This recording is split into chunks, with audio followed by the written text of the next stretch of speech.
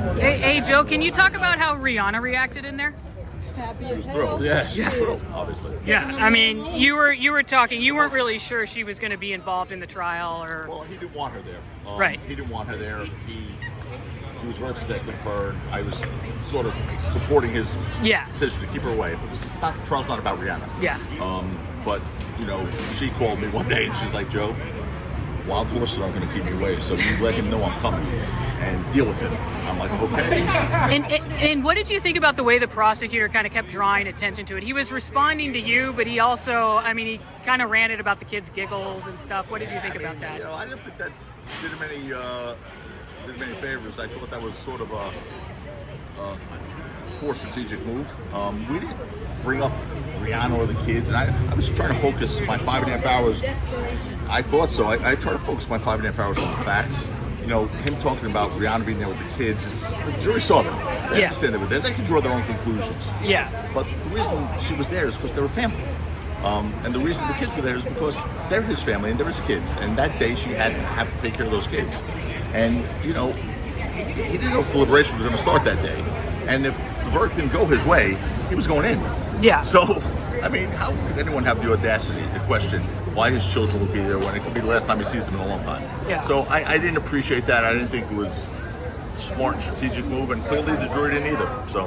Have you seen a rebuttal before where the prosecutor just goes over all the reasons the jury could acquit? Meghan, I was a little surprised by that rebuttal. A rebuttal is supposed to be rebutting what I say. Yeah. It was a pre-printed 50-page rebuttal that had a donut, a lemon that took a piss apparently, a dog with a mugshot, forest, and not a lot of details on the facts. And he didn't rebut what I said. As a matter of fact, those 10 questions were death for the prosecution. Yeah. When I saw the process of the jurors writing those 10 questions down, and they were, and I was slow walking them through that so they could take time to absorb them. And I didn't see him respond to that at all. Yeah. I thought it was a problem for him because I said to the jury, look, if their case is as strong as they say it is, if they've proven it beyond, if they met their burden, they'll answer these questions with confidence, simply and clearly. On the other hand, if it's not, they'll ignore them.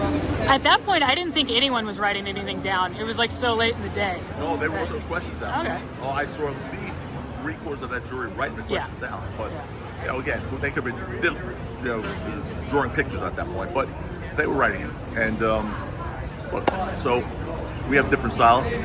Like, I don't typically yell at witnesses who are being compliant, whether I agree with them or not. I had a guy yelling at me for 3 days, flexing his muscles, throwing water bottles, cursing in the courtroom, calling me bro, calling me by my last name. I kept my cool with him, as much as I did not want to, because I don't think it looks like you're losing control with the jury to me when you lose control during a cross-examination. When you start yelling, when you start becoming agitated, when you mock somebody. So, but that's just our different styles, but I'm glad mine prevailed. Yeah, well, congratulations. A lot of people were asking about You can ask them. Go ask them who they are. Okay. Well, can you guys introduce yourselves? Yeah, my pleasure. Okay. Okay, this is the co-counsel for the ASAP Rocky trial. Yep. Were you shocked at all for the at the foreperson? Was I shocked at the book that they Like who they chose for the foreperson? you never know. You never know who they're going to pick. Nothing shocks me at this point. You know what? Obviously, I'm just happy with all the jurors. They did their job. They obviously looked at the facts and the lack of evidence, and they came to the right conclusion. So, we're thrilled and just so grateful for all of them. Okay. Okay. And this is another one of our colleagues, Eleonora Lansone. Recent addition to the firm. I was in the long time chat, and a lot of people will always, whenever you would go up and enter into exhibit, there would be all kind of comments. Oh, so boy. you can imagine. You got the spotlight there. I'm pretty new to the team, but I'm fortunate to work with, I think, the best attorneys around. Oh, don't be so modest. Hey, you had a role in it too. You did some of the voir dire, didn't you? I did. Yeah. Did the voir dire. She was involved in the strategy. What was your role in the case? I'm an attorney in New York. I'm not licensed here in California, but I was working with them with everything. But what with the judge, let her do the voir dire. You don't need to practice it without a license. I know. You allowed me to. Yeah, she's an associate with the firm. She joined us recently and had the good fortune of being involved in this trial. Okay, was any of the defense something that you added to the team? Was there like anything that you take credit for as far as strategy? It's so an amazing group. Everyone does something that it's crazy important for the outcome of the trial. So I don't take credit for anything. I'm just really honored to be part of the team and to have worked with Rocky for Rocky. This is an amazing result. It's a great day for him and his family, and I'm grateful to Joe and Chad. Is there any there's strategy that you take credit for? I know it was a team effort. It really is. Let me tell you. So Joe and I have been together now since 2001, a long time. Yeah. So there's a real synergy. We work off each other.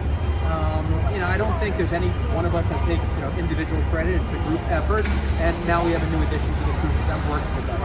So yeah, I think just overall we've gotten stronger, and I think the results show. So okay, and when you guys came in, and ASAP Rocky came in, there was this camaraderie. There was a lot of hugs. Can you tell us about like the feeling going in to read the verdict? Oh, I mean, incredible stress, obviously. Yeah. But we were confident, we knew the facts, we knew he was innocent, but you never know what a jury's going to do, right? It's the way it is. You don't try to predict what it's like reading tea leaves. So there's incredible tension. That being said, when that verdict was read, I couldn't be happy. He's really close to love. Obviously, he's beloved for his music, but beyond that, he's just an incredible human being. And I think it comes through. You saw it in the courtroom. How people just they love him. And it's a genuine feeling there. In all the years I've been doing this, I've never seen anyone do a dive across a rail, right? Yeah, that was great. It was great, but it's just a real, genuine person with all heart, right? So I think even beyond the music, right? What he does, it comes across. And you know what? It affected us. It affected us. So will you guys be assisting the civil team with helping them with No, we're involved in that. Yeah, absolutely. That's up next. Okay. Chad, real quick. Okay. The last approach before judge admonished the jury. I could hear Joe speaking. Can you tell me what that was about? I'm not sure which. The very last approach, right before the judge read the final jury charge, he admonished the jury. Do you remember that? Oh yeah. The very last approach. I recall. So it was something that the prosecutor said. Lewis. Yeah, that's right. With regard to his instruction on circumstantial evidence, Right. He put the charge up and he left out a portion of it. So we just approached and asked the judge to correct that. There were times when you questioned some of Lewin's slides. Can you tell me about that? We filed a motion, and it doesn't really matter now, but it was our position that something that he presented to the jury in their summation, it was an altered version of an No, I saw that. Right. And you were the master of the exhibits. I think collectively we all Tell were, me about but the opening, because I'm a trial lawyer myself. Sure. I did not see opening. Joe did the opening. right. And he highlighted the themes. Yeah, What are those themes? So it was the same themes that you saw in the summation. It's a parallel. Going into the case, we knew what the evidence was and the lack of evidence. And we said it, Joe said it in the opening. This case would rise and fall on Relli's credibility. And it was the first thing that was said to them in summation. Except at that point now, the argument was it fell on his credibility because there was a lack of it, a complete lack of it, and the jury saw that. Last question. Oh, sorry. What did you think of Lewin alluding to a 5-minute verdict? Yeah. I gave commentary on that. What are your thoughts? Yeah, I think that was him hoping that the jury wouldn't look at the facts and the evidence and just reach a conclusion, but it didn't go his way. Okay, Monique's up. No, my name is not Monique. Oh, Nick at night. Nick, yeah. Okay, last question. Okay. I know that Relli was suing Joe. Are you guys planning to enter in a countersuit to sue him back? Joe said this, before. For what? We saw his bank accounts in court. I think he had like $695. I think he had a lesson taught right now. Hopefully we'll see what the district attorney's office does. The lesson he really needs to learn, right, is to be prosecuted, I think, for the perjury that he committed. That would teach him a lesson. All right, that's it. I know they're setting up. Okay. Thank you. All right, Thank you guys so much.